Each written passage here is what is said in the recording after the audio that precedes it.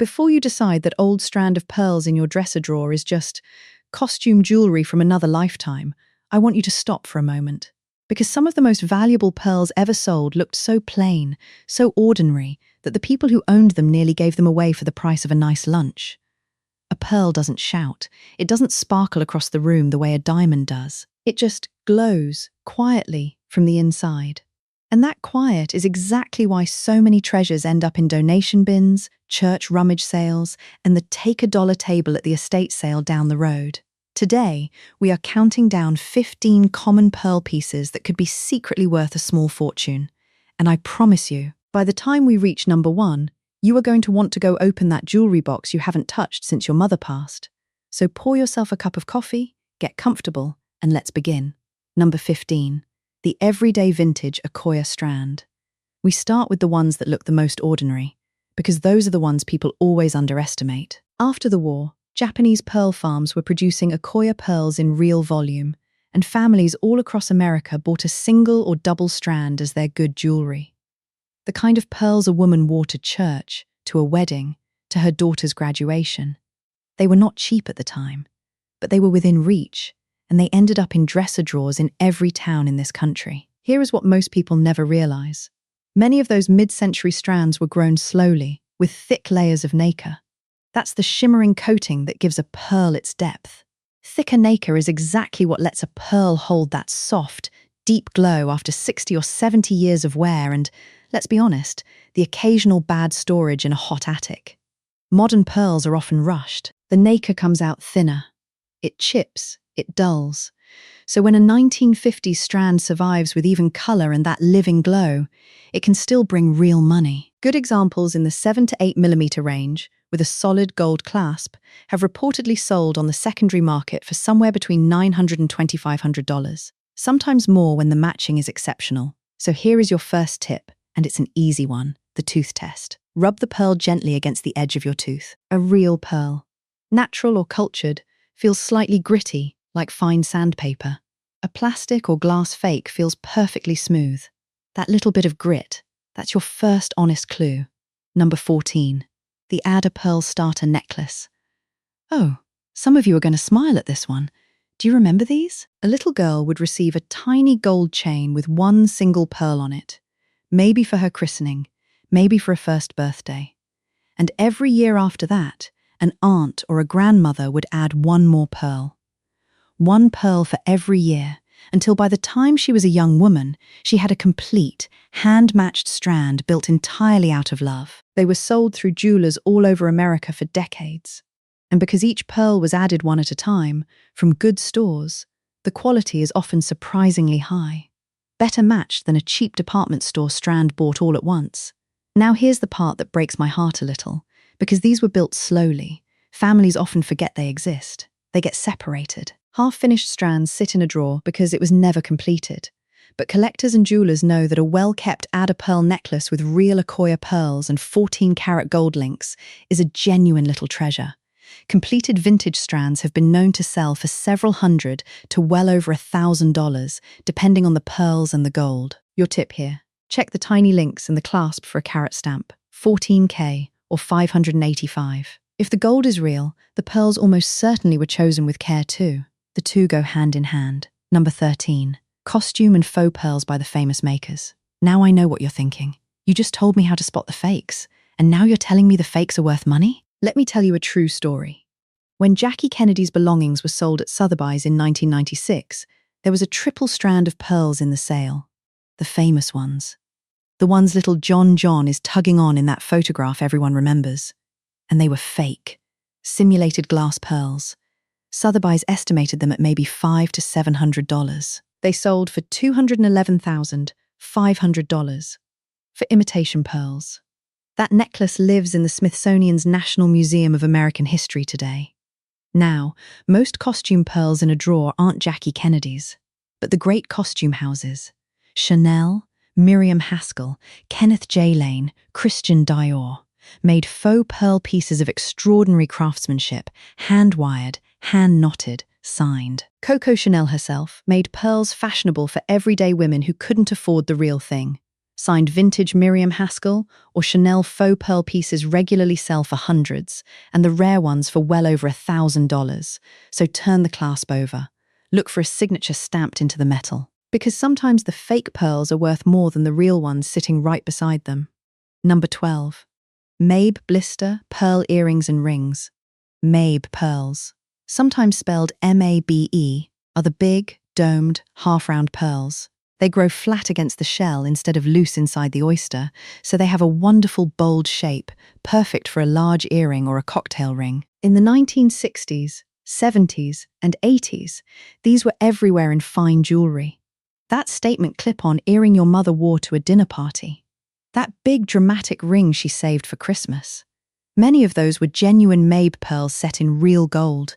Because they look so big and bold, people wrongly assume they must be plastic. But a genuine Mabe pearl earring in 14 or 18 karat gold, especially a matched pair, has reportedly sold for several hundred to well over $1,000.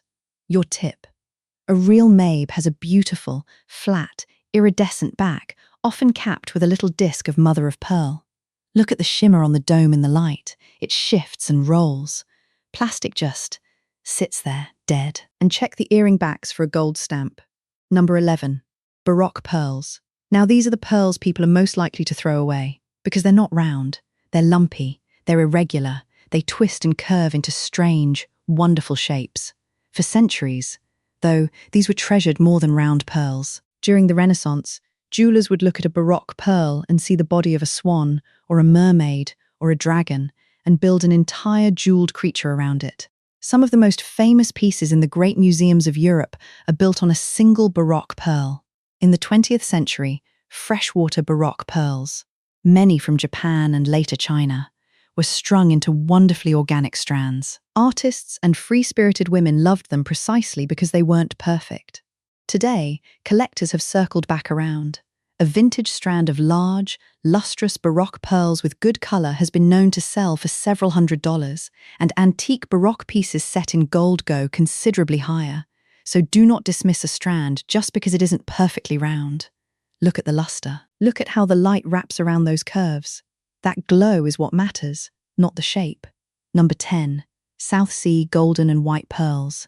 These are the queens of the pearl world, the big ones. South Sea pearls are grown in the warm waters off Australia, the Philippines, and Indonesia in a giant oyster that produces pearls far larger than an Akoya, often 11, 13, even 15 millimeters across. The white ones have a satiny, moonlit glow, and the golden ones, a deep, warm champagne to rich honey color. Those are among the most valuable pearls a person can own. A woman who traveled, or whose husband brought something special back from overseas in the 60s, 70s, or 80s may have one of these tucked away without knowing what she has. A strand of genuine golden South Sea pearls has reportedly sold for several thousand to tens of thousands of dollars, depending on the size, the color, and how evenly they match. Here's how you begin to tell. South Sea pearls are big and they feel substantial. Real pearls are heavier and cooler to the touch than plastic, which warms up fast in your hand. And that golden color should look deep and natural, coming from within, not painted on the surface. If you have large golden pearls in a drawer, please do not assume they're beads. Number 9. Vintage Tahitian black pearl pendants and drops. There's something about the dark, moody color of an old Tahitian pearl that makes people unsure of what they're looking at. And that uncertainty has kept these undervalued for years. When Tahitian pearls first came into the market in real numbers in the 1970s and 80s, they were large, and they had gorgeous natural variation. Deep charcoal, peacock green, a plum purple overtone they call aubergine. They were set as single dramatic pendants or drop earrings that felt special without being flashy. The good early examples are harder to find now, because the farms that produced those first stones have changed. A well-kept vintage Tahitian pendant in gold, especially if the pearl is 10 millimeters or larger with strong color, has reportedly sold for somewhere between $1,200 and $4,500. Now here's a tip that surprises people. The ones that look a little worn, with that natural greenish cast from decades against the skin. Those are frequently the real ones. The bright, perfect, jet black modern versions are often dyed or treated. In the world of old pearls, a little honest wear is a mark of authenticity. Now, before we get to the top 8. And this is where the numbers get truly remarkable. Let me ask you a small favor. If you're finding this helpful, if you're already thinking about a piece you own, take 1 second and tap that subscribe button. This is American Tool Legends, and every week we help folks just like you find the hidden value in the things you already own. The jewelry, the tools, the treasures your family left behind. It costs you nothing, and it means the world to us. And keep a piece of paper handy, because the next few you'll want to remember. Number 8. Vintage Biwa freshwater pearls. Biwa pearls are named for Lake Biwa in Japan, where these freshwater pearls were cultured in the mid-20th century. And here is why they matter. The old Japanese Biwa pearls were grown without a bead nucleus, which means they are solid pearl material all the way through. Rich, deep luster, and often beautiful natural pastel colors. Soft peach, lavender, silvery grey. By the 1950s and 60s, these were treasured by women who wanted something a little more unusual than a plain white strand. Genuine Lake Biwa pearls became so admired that the name got borrowed for imitations. But the real Japanese ones are a true collector's item now, because the original lake was polluted and that classic production ended. A genuine vintage Biwa strand with strong luster has been known to sell for several $100s and up, with the finest examples reaching well beyond that. Your tip: look for those soft, natural, slightly irregular shapes and that intense inner glow. Solid nucleated pearls like these have a depth that bead nucleated pearls can't quite match. Number 7. Pearl and diamond drop earrings and ear pendants. If there's one thing an older woman is likely to own and undervalue, it's a good pair of pearl earrings. The classic pearl drop.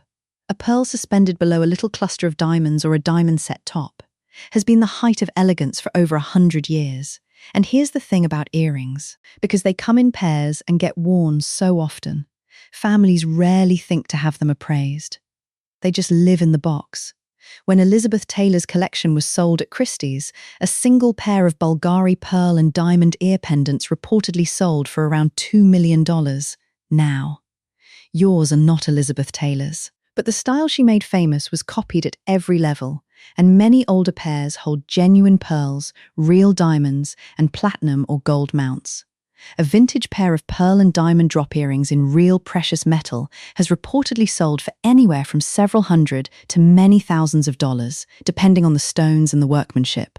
So take out those earrings you never wear. Look at the metal mark. Look at whether the little stones flash with true fire. A pair you've dismissed for years may be the finest thing in the box. Number 6. Victorian seed pearl brooches and mourning jewelry. Now we step back into the 1800s. These are the delicate little pieces made from dozens, sometimes hundreds, of tiny natural seed pearls set into fine gold frames. Brooches, pins, small pendants. Here is what most people never grasp. The seed pearls in Victorian jewelry are almost always natural, formed in the wild, with no human help at all. And that alone puts them in a completely different category from the cultured pearls that came later. Some of these were mourning pieces. When a loved one passed, a Victorian woman might have a brooch made with tiny seed pearls. Pearls symbolized tears, sometimes woven together with a lock of the departed's hair under glass. To modern eyes, they can look strange, even a little sad. But they are among the most personal, handcrafted objects of their entire century. Simple seed pearl brooches and pendants with intact goldwork have reportedly sold for $600 to $3,000. And the finest examples with original fittings do better still. Your tip: look at how those tiny pearls catch the light differently from any modern imitation.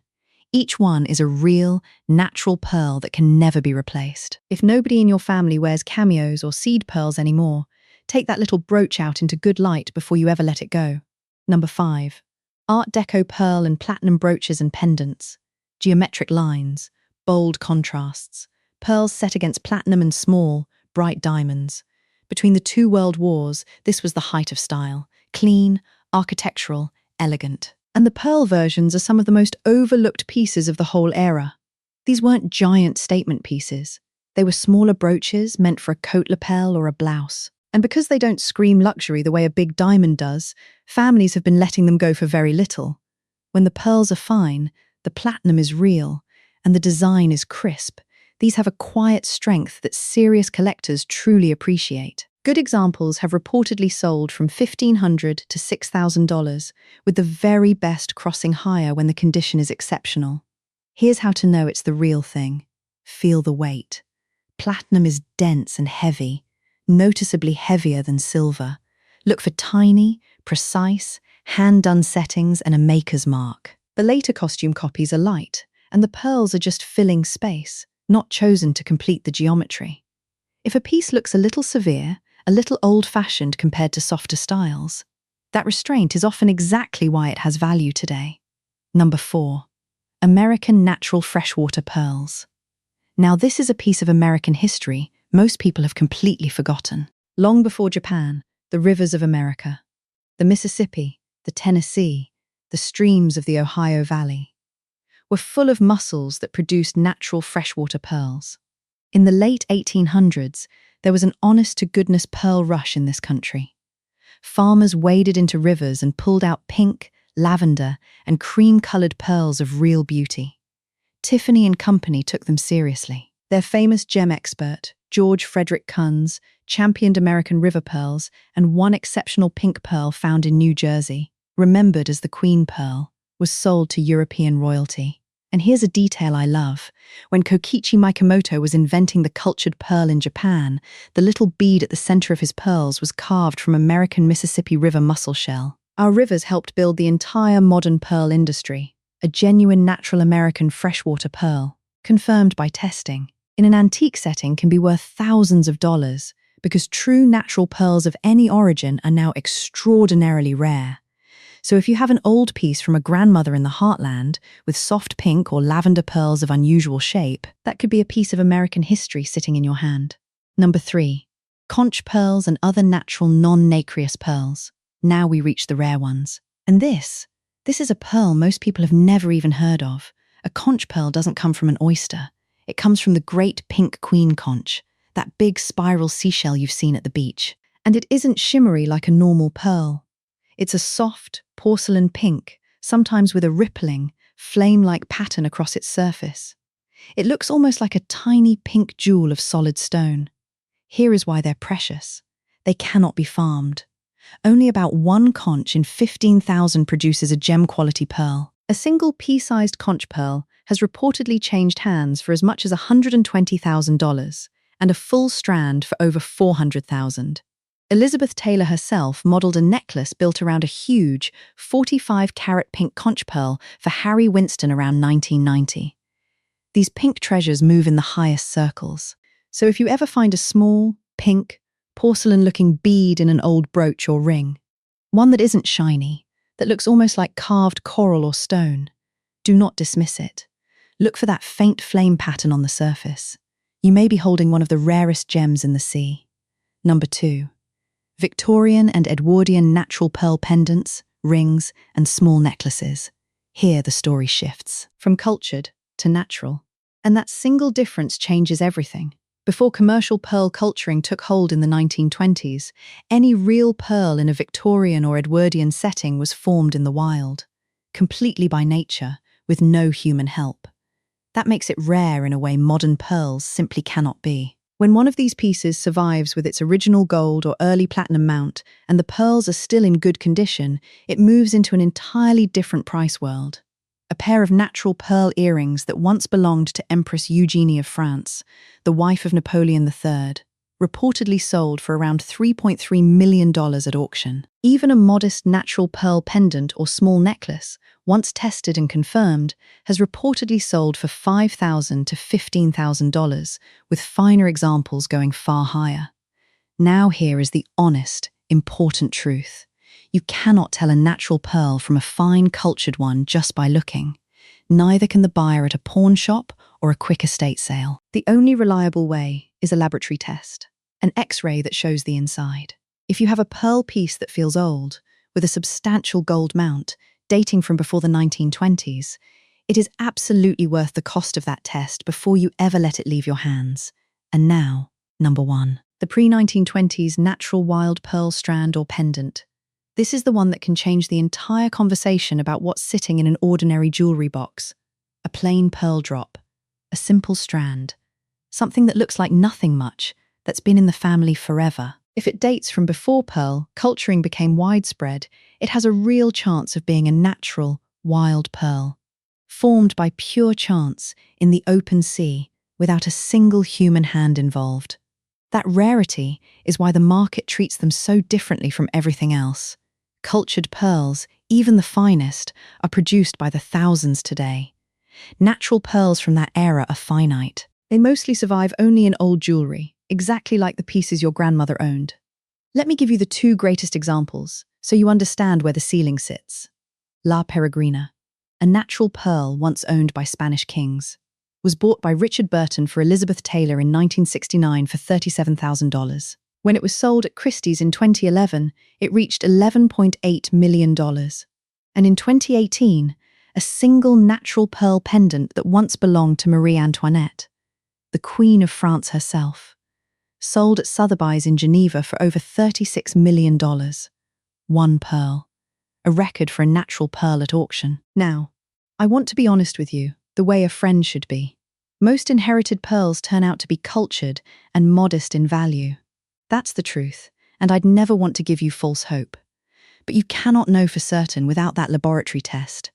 So if you have one pearl pendant or one plain old strand that looks old and simple and has been passed down through the generations, that is the one piece I would take to a proper gem laboratory before anything else happens to it. The difference between a cultured pearl and a natural one is not something a person can guess at, and getting it wrong, either way, costs real money. So there you have it, 15 common pearl pieces that could be secretly worth a fortune. And I hope, more than anything, that this made you think of someone.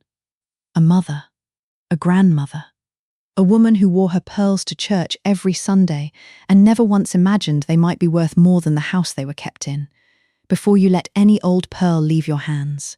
Sold, donated, handed off at a yard sale. Do these three simple things. Try the tooth test for that little bit of grit. Check the clasp for a gold mark. And if the piece feels old and the pearls feel real, take it to a jeweler or a gem lab for a proper look. That one afternoon could change everything. Now I want to hear from you.